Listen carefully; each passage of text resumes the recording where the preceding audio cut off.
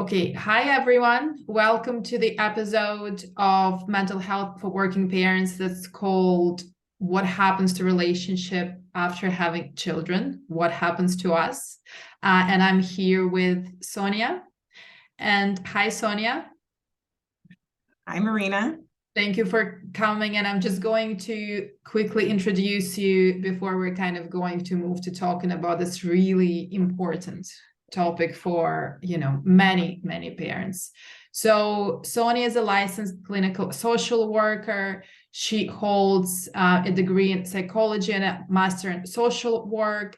In addition to her license, Sonia is a certified conscious parenting coach, certified parental leave coach, certified perinatal mental health professional, 7 principles for making marriage work leader, a bridging baby home educator, and a Gottman trained couples clinician. And Sonia is an entrepreneur. She's also a mom to twins, and she lives in an amazing, wonderful Mexico, which actually we've just been a couple of months ago. So I'm just really, I feel jealous because it's a wonderful place. And Sonia has many years of experience in her own kind of practice with couples. So today we're just kind of going to start by I just want to mention kind of some statistics to open up this conversation.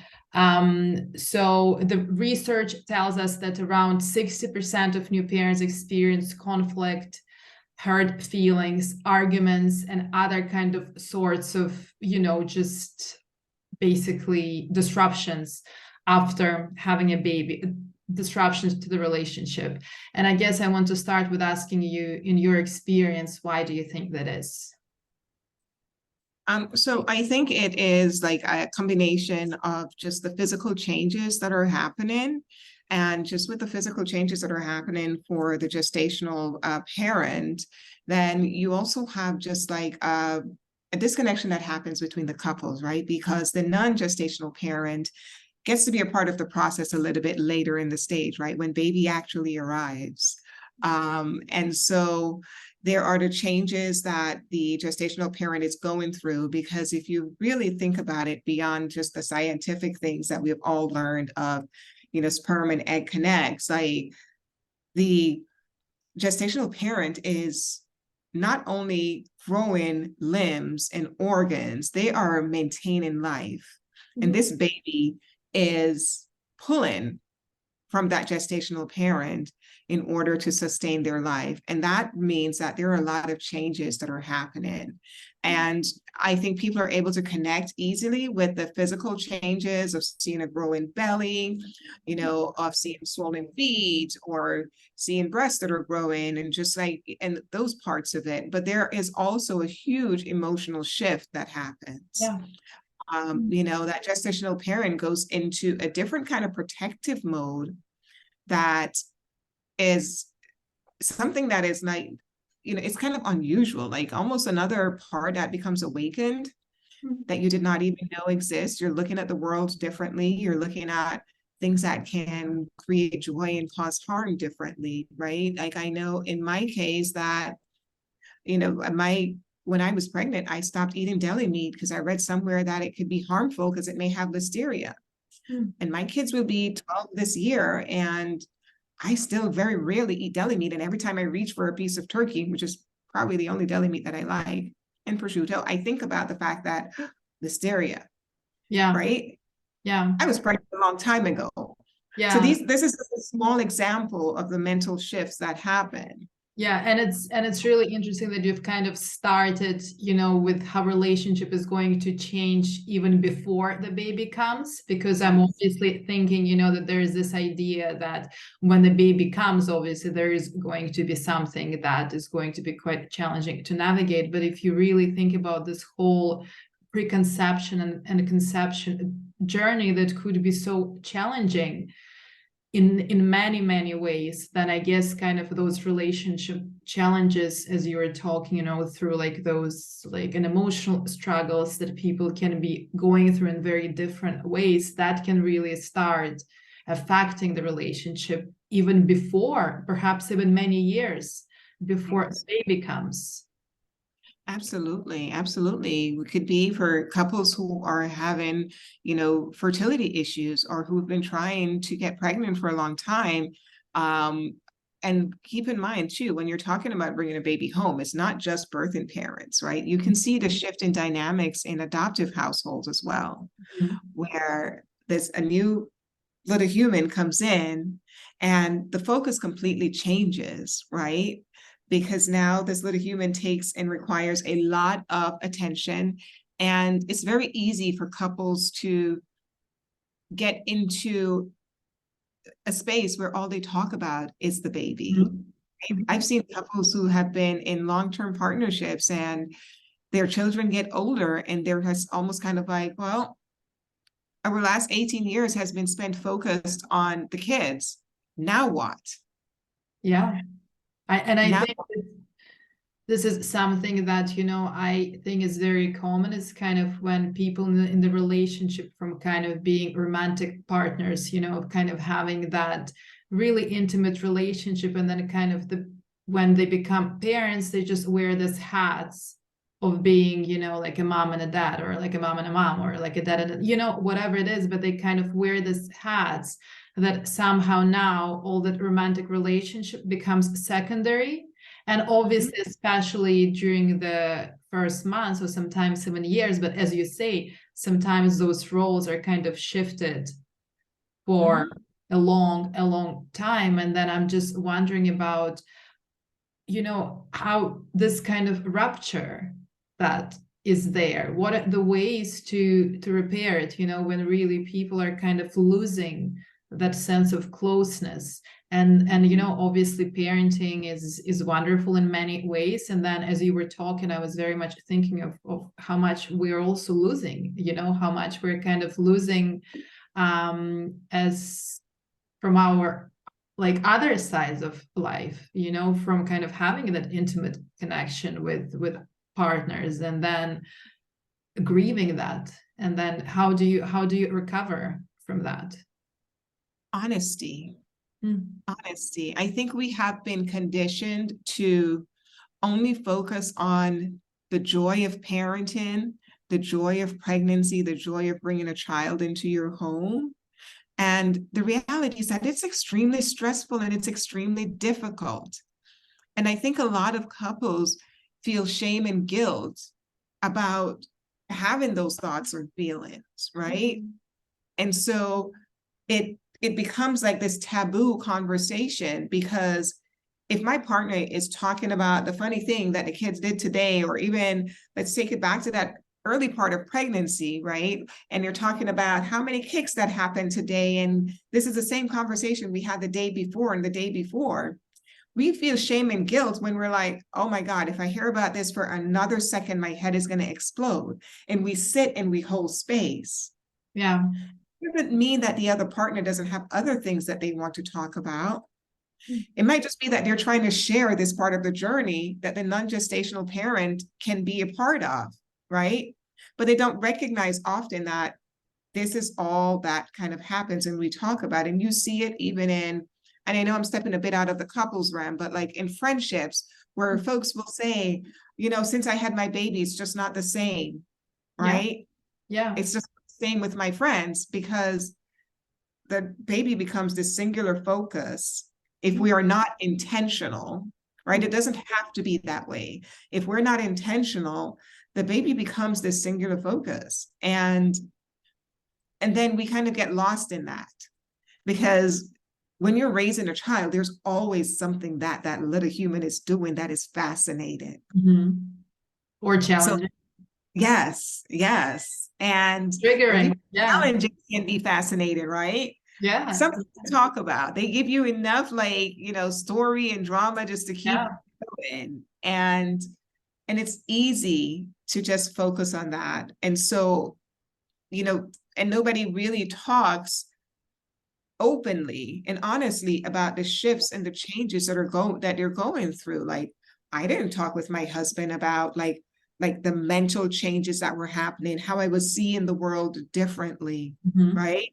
Like, I remember again, another change that happened for me. One of my favorite shows that I used to love watching was Law and Order Special Victims Unit. I Mm. became pregnant and I could not watch that show. I have not watched an episode of that show in almost 13 years. Yeah, yeah, And yeah. because I couldn't hold space to see children or young people being harmed. Yeah. And I think, this is just like this is also truly resonates with me because, when my older son was born, and I've kind of had like a lot of challenges with him, starting with the pregnancy. And really, when you were talking about how, you know, you can kind of distance yourself in the relationship as a result of kind of dealing with a challenging pregnancy, or just even like with a pregnancy that's going, well, it's still really, there's so many demands. And then when I've had my son, and I was kind of recovering from a very challenging traumatic birthing experience. And then I remember after a year, so my son was 1 year old, when he told me, he said, all this year I felt that there was no space for me. There was like no space for us to kind of connect, because I was so focused, on kind of trying to do the parenting thing right, and I was like trying to make sense of what happened to me, and then I was grieving, and then I was dealing with my own kind of anxieties around that. I mean, when you said, you haven't watched that one show, I don't think I've watched any kind of shows. I haven't done anything at all other than really having that over dependent relationship with my son, where I really struggled even for anyone to take him away from me, for a very long time, like for at least a year, while I was kind of trying to really process kind of everything that happened, trying to really kind of deal with that, who I am now. Am I like a mother? Am I still all the other things? Does it actually mean that now somehow this role of being a mother should be the most important one, because this is kind of what's expected from me, and that was really, and then it's like I almost blocked everything else. And now looking back, I see that this was actually happening, but I think back then it was just really not a priority for me, as much as it makes me sad to say that, but it's almost, I was just like so swallowed by Yeah. all of that there was just no space for anything else. Yes. And it's not even a conscious or intentional journey, right? It's not a conscious or intentional like path that we step into. It just kind of happens because there are all these shifts that are happening. And like I said, everyone is very happy to hold space for the physical, right? Yeah. And some of those things that are happening on that mental, emotional level, that even when we think about it, right? Like, it's like, it feels a little bit off to us. And so we have shame and guilt about speaking that out loud, right? That, oh, I'm pregnant now, I can't watch one of my favorite shows. That feels really weird when Yeah. it's just the reality of a shift that was happening in me, Yeah. right? This feeling and just like this overwhelming sense of emotions that happen. And, and the other part that we haven't even touched on is also intimacy, right? Mm-hmm. There's so many, as I'm going to say for this, I'm going to say so many women when they are going through this process where it comes with so much shame about their bodies. Yeah. So honoring of what their body has been through, because they get caught up in having that snapback and what it was before. And rather than honoring this body, that like your body just created life. Mm-hmm. That is freaking amazing. But that impacts the intimacy, because now we're looking at it and rather being like, oh, my belly's a little fluffy because I created life. It's my belly's a little bit fluffy and now I don't want to be intimate with my partner. Mm-hmm. Mm-hmm. And intimacy is one of the easiest ways for couples to feel connected. Yeah. And I think, this intimacy conversation, I mean, it's like so so much in that, you know, it's so layered, because I think very often what I see, and this is what also happened to me, you know, that kind of that year when I was really deep in that processing, you know, of what happened during that transition, I've also was holding a lot of resentment towards my husband. And it's not necessarily that he was doing anything wrong. It's just as a process of you know, me kind of dealing with my own challenges, just like emotionally, you know, trying to really push myself, you know, to be this perfect parent. I was just really holding so much resentment, because I felt, you know, he doesn't understand, he doesn't get it, you know, he hasn't felt what I felt, he can't feel how I, with that shame that I also felt around my body, because also there's so much pressure, right? And we're just a society who is so kind of paranoid about this idea that, you know, you need to be a certain way, right? There's like those boxes that we need to fit. And then I had all of that resentment, and I was like, I don't want to be intimate, you know, I'm just angry. I Yeah. just feel this resentment. And then I feel like also that comes up a lot in kind of working with parents, that this are kind of a combination, you know, or a conflict between one partner's feeling that resentment, and then another partner also feeling resentment because of lack of intimacy. Then one of the partners seeking an emotional connection, you know, I want you to recognize, I want you to validate everything that I've felt. And another partner says, I want that intimacy, kind of, perhaps, you know, I want sexual intimacy. And then that kind of again becomes this unresolved conflict. Absolutely, right? It becomes that unresolved conflict, and then it's almost like an invisible, unspoken competition also that kind of comes up about whose needs can be met today and whose needs are greater. And so, you know, when you talk about, like, I know we've been talking about the issue, so this is leading me to talk about like a solution is to be able to recognize that within a family system, everyone needs or matter, and there is room and space where everyone needs to be addressed and met, right? It takes work.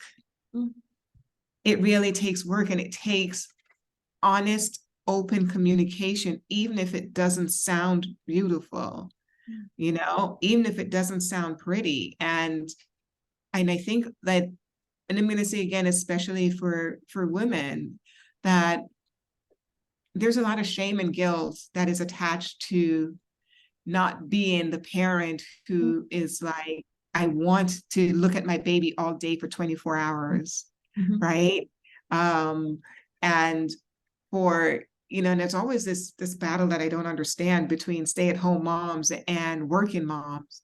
And I'm like, we're all moms, right? And the work is equally challenging whether you're home or you're not, because I am a working mom, and but I was also fortunate to have an extended leave where I was home for a bit. So I had this period of being a stay-at-home mom for quite some time, and it was challenging either way.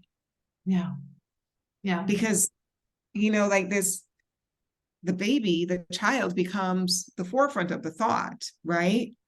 And, you know, and also like if you are like your schedule is around everything taking care of this little human. And a lot of times, at least what I have seen in my practice with couples, is that moms sometimes create a narrative that they don't want, right? I often have to remind new moms that their partners love this little human being as much as they do and would do nothing to harm them. Because, and I was guilty of this, hovering over my husband, watching everything that he did. Don't do it this way. Don't do it that way. Yeah. And then I got mad when he stopped doing it. Yeah. And in his mind, he didn't come out and say it, but in his mind, he's like, well, if I can never do it right, why am I going to keep attempting every single day? And I'm doing it. Not only are you hovering, but at some point you come and you elbow me out of the way and you take over. Yeah. And I think, you know, it's really interesting, because I think it's also kind of a cultural conversation, because, you know, there are so many cultures that kind of the roles are divided equally, and then there are so many cultures where kind of it's almost there is this expectation put on a mother, you're going to do it all, you're going to do it 100%. And then even like when a father wants to hold a baby, it's going to be, okay, I'm just going to make sure that you're holding the baby right, you know, and it kind of almost becomes. And then I think another factor is that, you know, when we do become parents, it's like all our unresolved emotional stuff comes to Yes. the surface. Wow.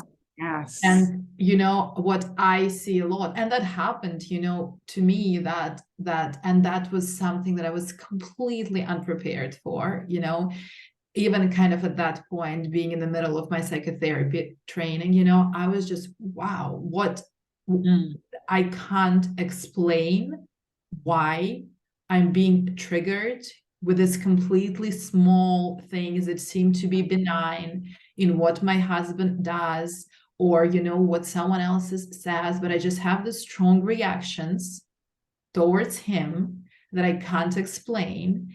And then, you know, just kind of that need to control some of the things because somehow I think that I know it, the way to do it, you know, and I disagree and I have no idea where it's coming from.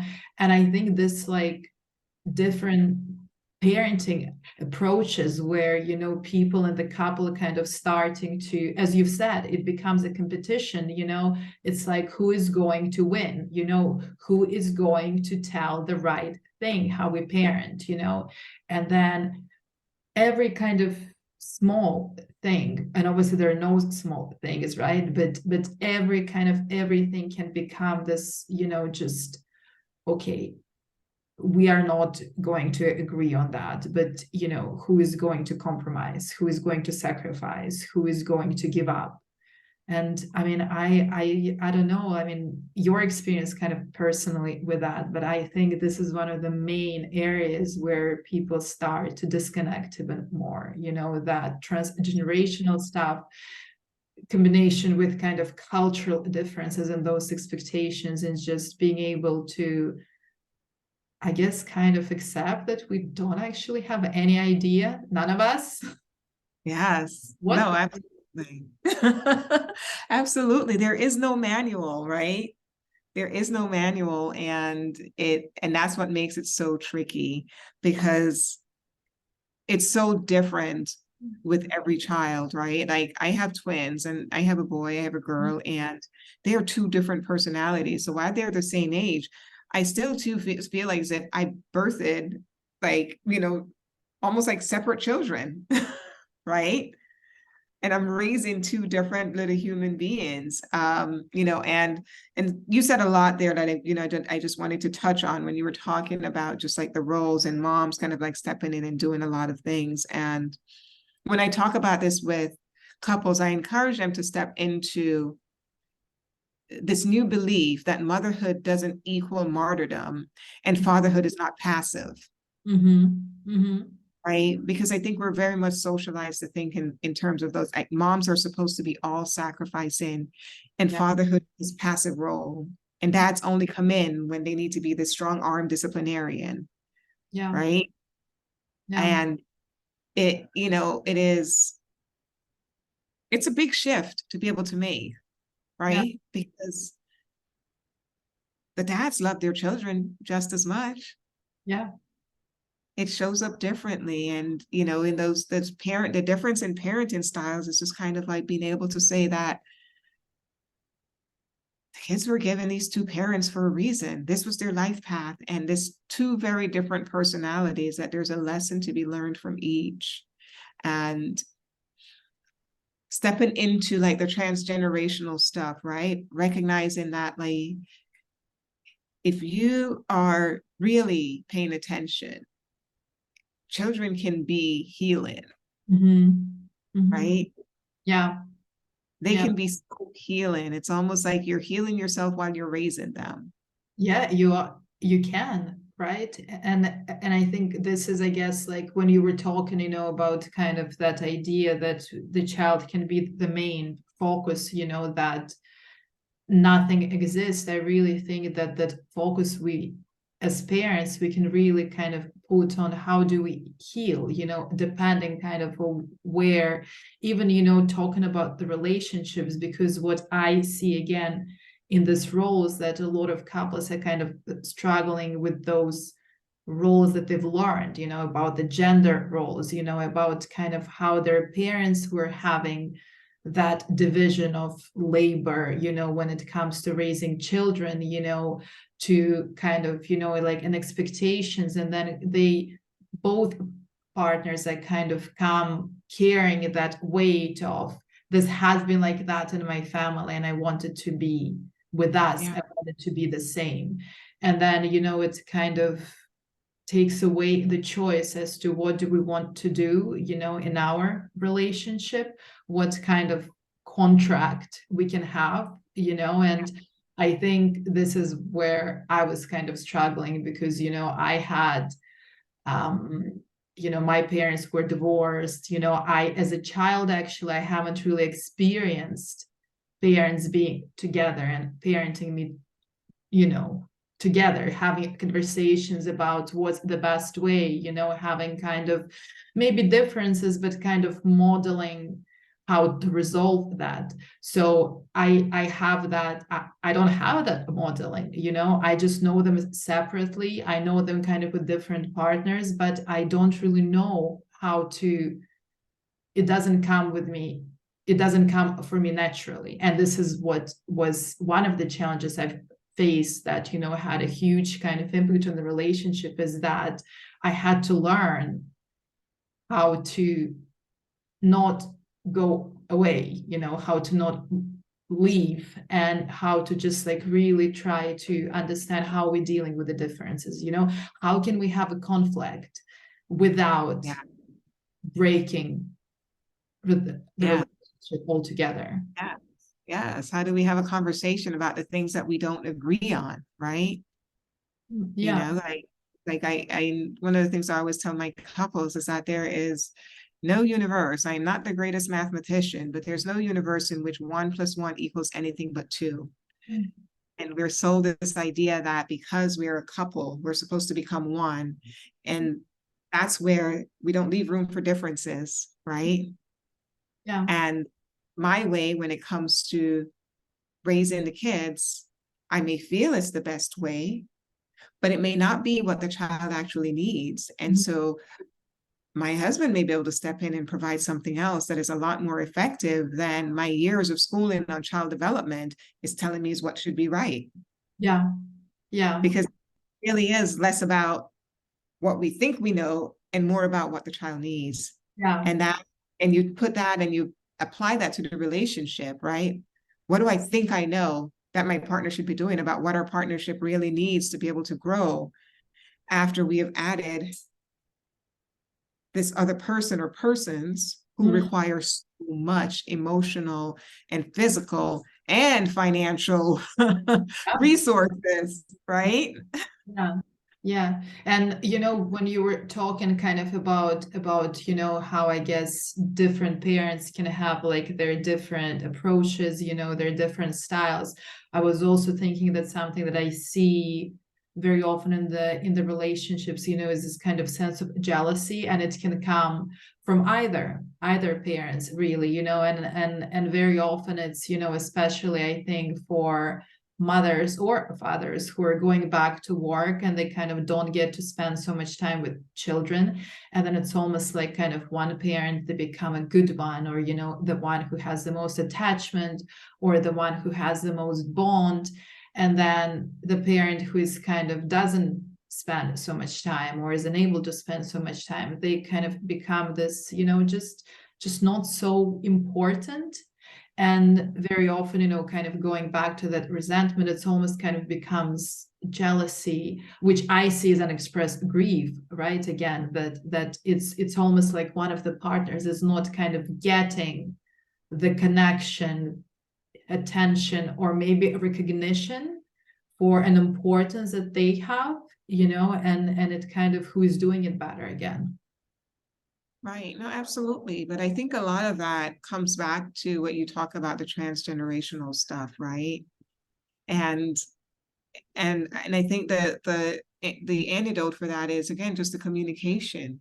If I'm feeling something, being open and creating a space where I can say, hey, husband, hey, partner, you know, I was feeling a little bit jealous when you were playing with little Timmy, right? And you were playing that little special game.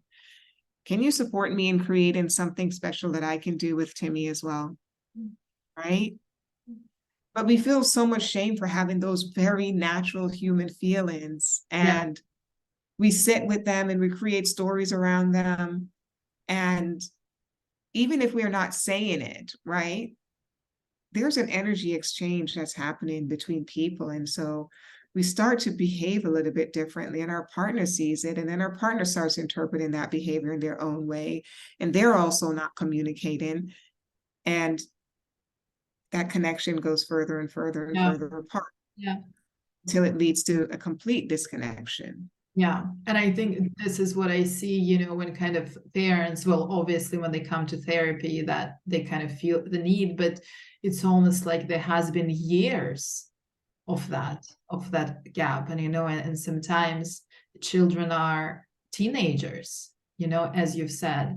And I'm just like thinking, just how much can be held, in that parenting journey where there's kind of no space for that, okay, how do we get back close? So how can people get connected again? How can they work on connection? Because you've said like something about having intentional approach, or I guess wanting to be close, right? Because I think sometimes like parents don't really want to be close, especially when they're struggling emotionally, or they're kind of trying to navigate their own mental health. Perhaps they don't even have the need to be for sexual intimacy very often, or for any kind of intimacy. So what are the ways to repair it, the relationship? Well, I say it starts with just a lot of it is the individual work,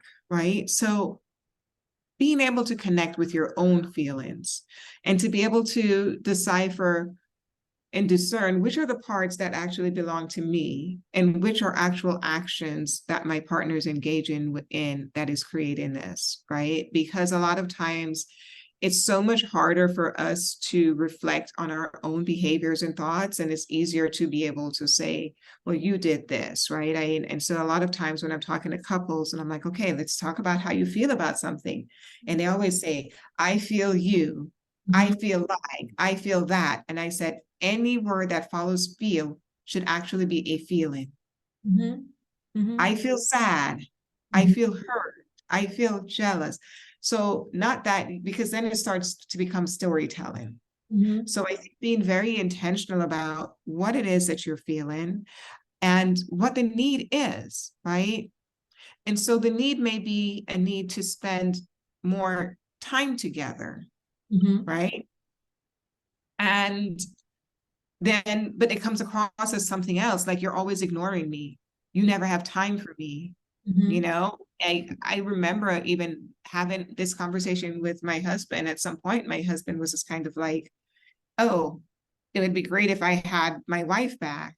And I almost bit his head off. Yeah. Right. And then through the conversation, what came out that like unknowingly, I had moved into our kids' nurseries. I was in the nursery more nights than not. And he was just kind of like, I kind of miss you being in our room, being in our bed. And I was just kind of like, and being able to hear that, right, was like, it created a completely different feeling than when I was ready to take his head off with my tongue, because it's like, okay, it's not this criticism, but there's this need and this part that I'm able to see that here is this gap that is missing, right? Yeah. Another thing I would say is to take time to just be together, right? So after that conversation, like we hired a babysitter. And it was still very early in the stage. So it was someone that we knew and we trusted. And so it was so much easier. We didn't have to go, and so even if it's for an hour and it could be in the house, it doesn't have to be some big elaborate date, but we actually started dating again. Mm-hmm. right? So being intentional about spending time together, and in that time, being intentional about talking about something other than Yeah. the child and the children, Yeah. Yeah. right? Yeah, I mean, I think, as you were talking, I was just thinking last couple of weeks ago, after 5 years of, just kind of being so, because my kids are foreign too, so that, we're only kind of coming out of that age where, everything is just really raw, I guess. Well, I mean, there are different challenges in every age, but so we went away, just the two of us, for the first time in 5 years, and I was just really noticing how my feelings towards my husband are changing. I was like, oh, he's funny. He's like really cool. He's fun to be the. It was almost like I was reconnecting to something that was so deep down for this 5 years, and that's a Yeah, long time.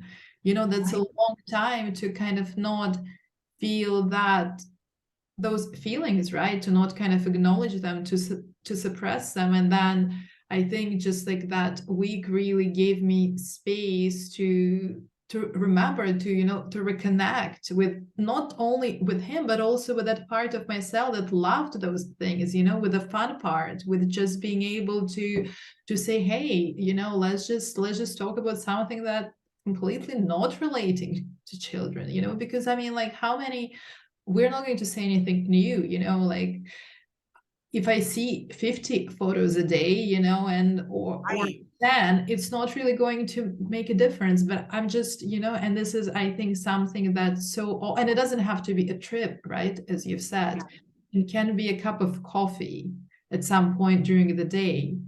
Yes.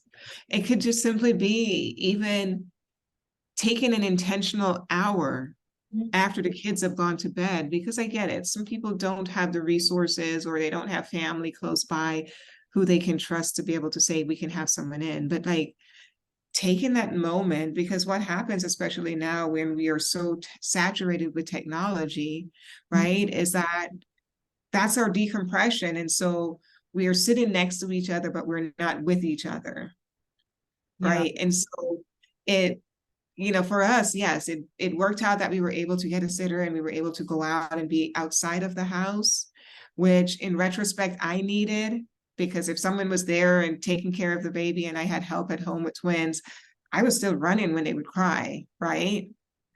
And so just part of that ability just to disconnect from the home Mm-hmm. Mm-hmm. and the child and the children for a moment, to connect with each other with intentionality, right?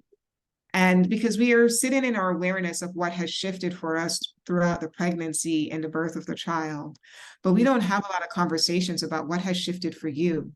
What Mm-hmm. are some new dreams? What are some new hopes, right? What's going on in your world? Yeah.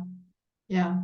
And just for whoever is going to watch it, don't wait for 5 years, is Yes. and Yeah. because I'm just really mindful that, when you were talking, that how what is felt is not expressed, and then it obviously becomes something that we start dismissing, and then that kind of conflict really becomes just like something that we're dragging from the past. And I think this is what can happen in the relationship, that every time conflict happens in here and now, but really the conversation becomes about everything else, right?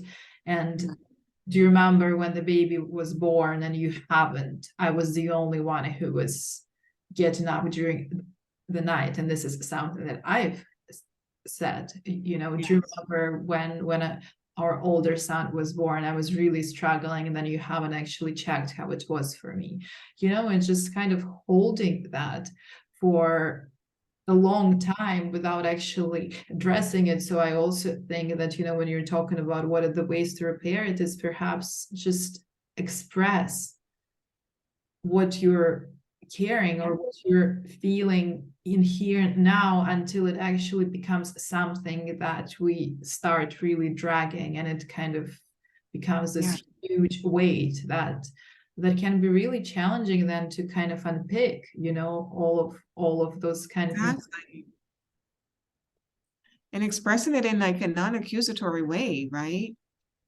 Like, and I get also that in a post-pregnancy space, right, there is, you know, in the world of perinatal mental health, we talk about the fourth trimester, which is after the birth of the child. And, you know, because it, you know, again, when we talk about the physical changes, it's like we have a baby and now we're no longer pregnant, but all of those hormones and chemicals that were, you know, raging for 40 weeks to, you know, for those who make it to 40 weeks gestation to be able to maintain this life, have to get back into regulation. They have to get back to normal. Sometimes they don't ever quite get back to normal, Yeah. right? And so sometimes and it's different for some folks. So sometimes it's super rapid and that creates, you know, like a completely different reaction. And sometimes it's like a slow drip and that creates a different reaction, right? Like the difference is like going on one of those roller coasters, the one that you go all the way up to the top and you kind of like slams you down to the bottom and you feel like, you know, Yeah. your stomach is risen up to your throat, or that slow climb up on a roller coaster. Mm-hmm. Mm-hmm. And it's just being able to recognize that the feelings are there, but your feelings are valid, but the feelings are not necessarily facts.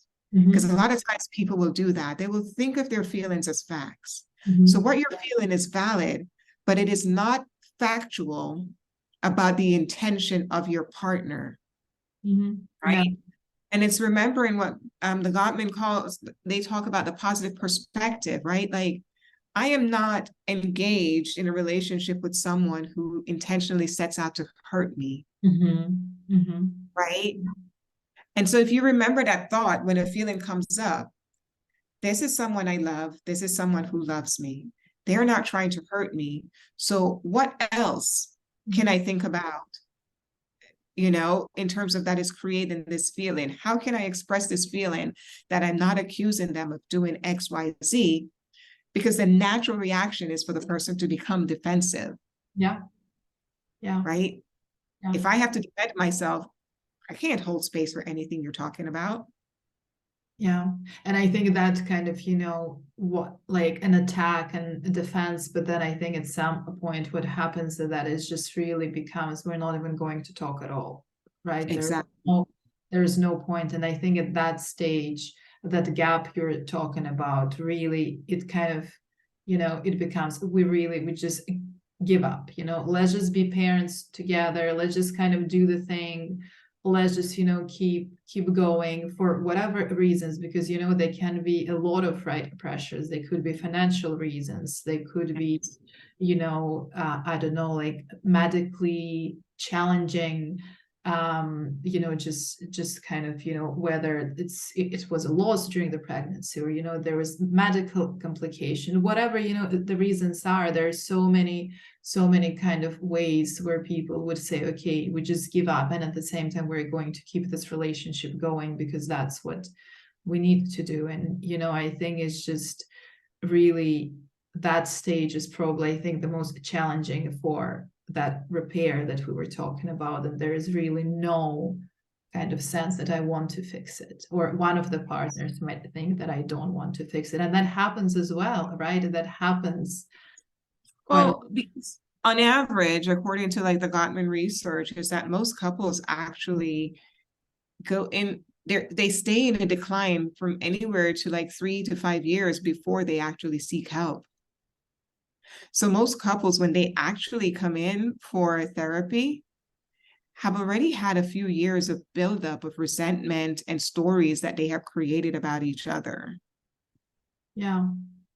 And it becomes so challenging for them to move past, like, what is the reality? And then, you know, versus what are the things that I believed? And so I shaped my world to make those beliefs a reality, right? Like that self-fulfilling prophecy.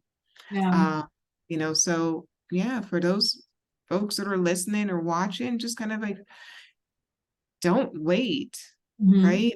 Recognize your feelings are valid, but your partner is also having a whole bunch of feelings as well. Yeah. And find that container just to be able to start talking to each other again, Yeah. right? Yeah. And I think, also something that I think is really important that, outside of the fact that obviously, some of the relationships are going to be repaired, some of the relationships are not going to be repaired, right? But I think if there is a child, that communication that you're talking about is still so important, because whatever the outcome is, right? Whatever you kind of people decide to stay together or not, all of that repair is still so worth and kind of emotional investment, right? Because in the end of the day, there is still that connection. There is still going to be that relationship in some kind of form, right? For many people, it's going to be different. So I think all of kind of that we were talking about really can imply to whether you just people decide to stay together or not.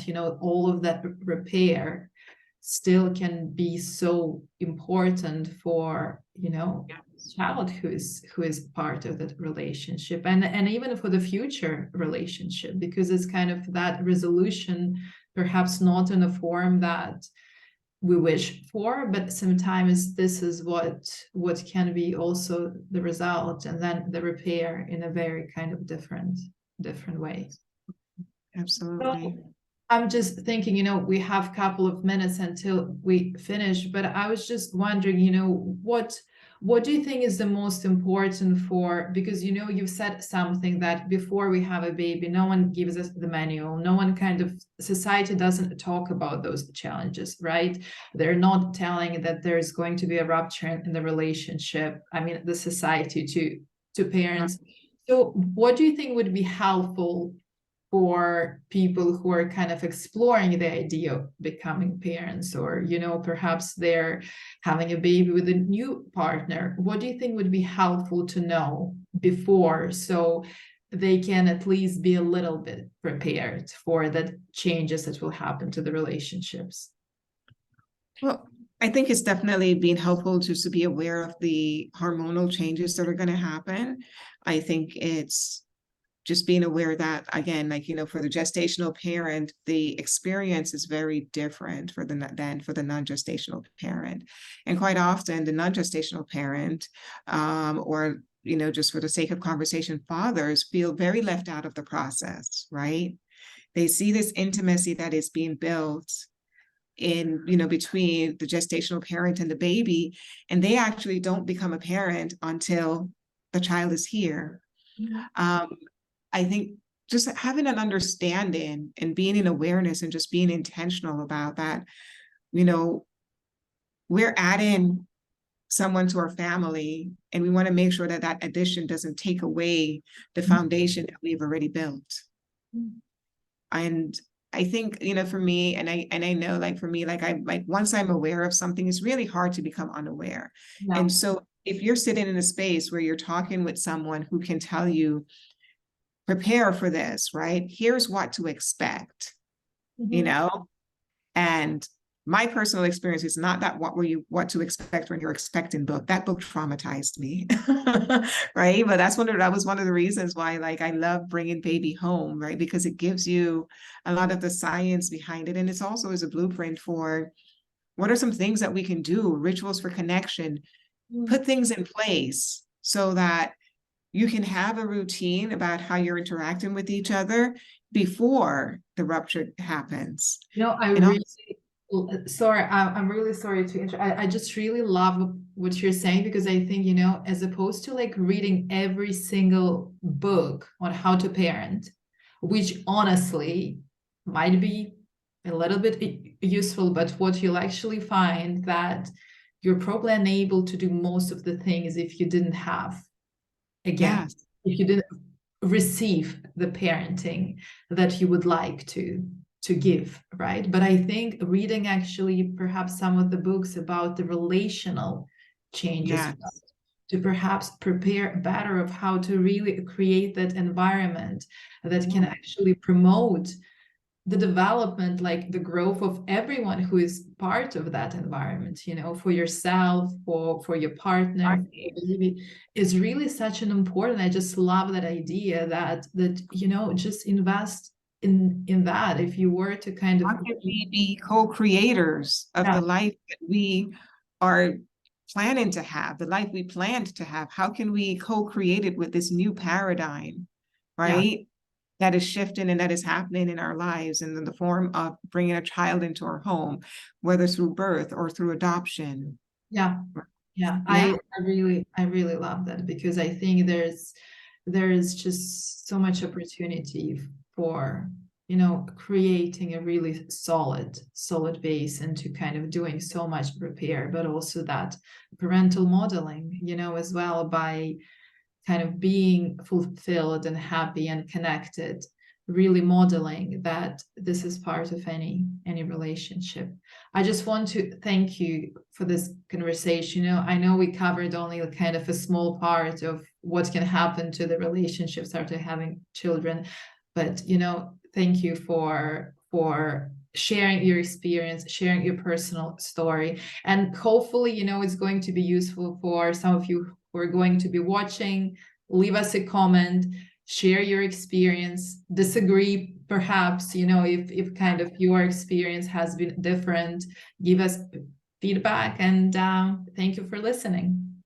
Yes, no, thank you so much for having me. I enjoyed our conversation. Thank you so much.